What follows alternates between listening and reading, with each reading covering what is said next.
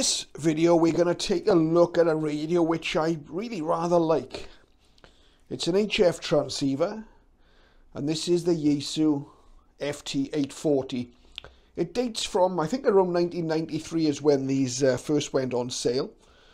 They were the entry-level HF radio for quite some time from Yaesu. And what I like about this radio is its simplicity. It works very well. And if you don't like a lot of menu systems, if you like all the controls where you can access them easily, then this is an excellent little radio. We'll just take a look at the front panel. And we'll see we have a microphone connector here. We have a headphone jack, the power switch, a switch for the meter, and we'll turn the rig on shortly and we'll see the meter in the display. We can switch the meter to read between ALC and power output, and we've got a manual transmitter MOX switch here. We've then got an attenuator control, switch for the speech processor, automatic gain control, fast or slow, and a noise blanker. And then we've got rotary controls here combined for mic gain and RF power output. And then we've got volume and squelch. And then either side of the tuning knob, we've got a lock button, and we've got the mode switches here. So we've got FM, AM and AM narrow, CW and CW narrow, and single sideband. Okay, and then obviously we've got the tuning control here. And then we've got band up and down switches here. We've got a tuning speed button here, fast or slow. We can switch the radio between ham bands only and general coverage. VFO here, A equals B and A to B. VFO switches. VFO to memory.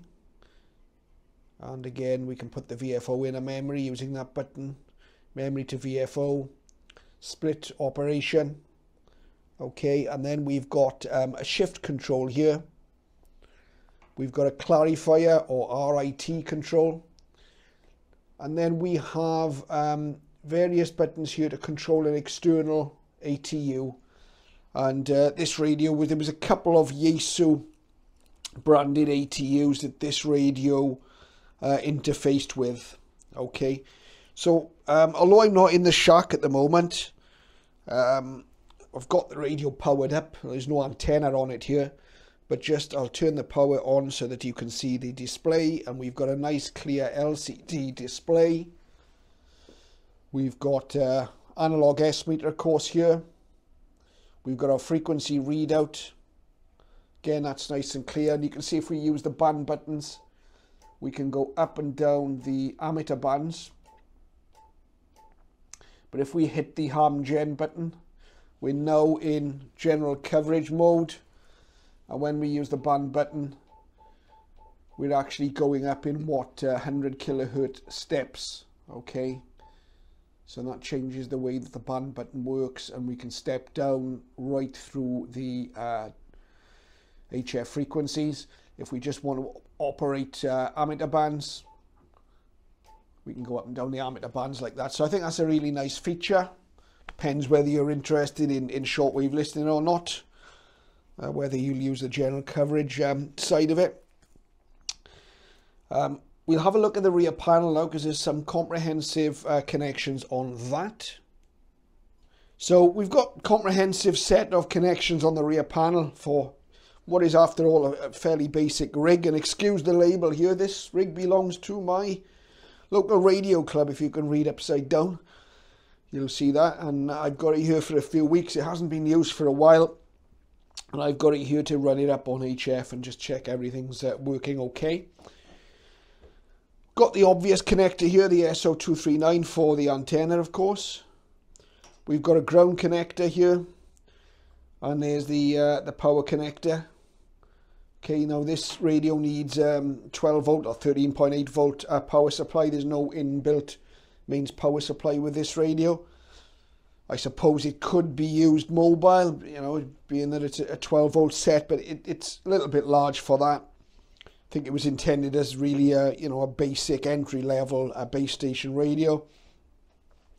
Along the bottom of the panel here, we've got these mini DIN connectors. This one's labeled band data. I believe that's for a interface with a linear amplifier. The FT840 is mentioned in the manual for this radio, the Yaesu linear. We've got two tuner connectors. One is for an internal, when I say internal, I mean it would be in the shack with you. It's a unit that's external to this. But one is for an in the shack ATU from Yaesu, I think the FT840. The other connector is for a remote, externally located tuner. So I'm not quite sure why they have separate inputs, but they do. And I've had a look at the manual for this radio briefly. We've got a CAT connector here, so you've got the potential of computer control with your PC from here. We've got a little adjuster to adjust the CW side toe. A recessed adjustment in there. 3.5mm external speaker socket for your external speaker. Obviously there's a built-in speaker at the top of the radio here, but it's going to sound better with the external, I guess. We've got an RCA or phono connector, whatever you like to call it, for PTT, and one for ALC.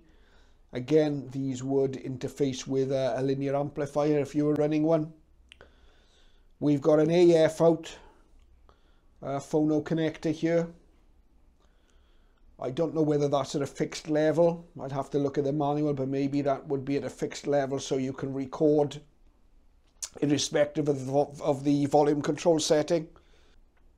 We've got a key connector here for your CW key. That's a 6.3mm, the larger style connector. And then we've got recessed adjustments here for delay, which I think relates to the Vox setting on the radio, and comp, which must be your speech processor, your compression level there. So that's a kind of a preset. You set it and leave it.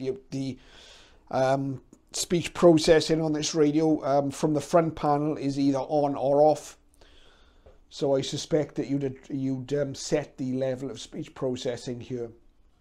And then we've got an output on this RCA connector of 13.5 volts. So that's the rear panel. You know, it's basic radio this, but I really like it for its simplicity. We'll see it next in the shack. I'm going to hook it up in place of my FT710 transceiver and see if I can get a few HF contacts going on it. And we're also going to see how it performs on the broadcast bands, on the shortwave broadcast bands, for a bit of listening. So I hope you find that of interest. That's the introduction to the FT840. Look out for the next video when we see it in use in the shack, and thank you for watching.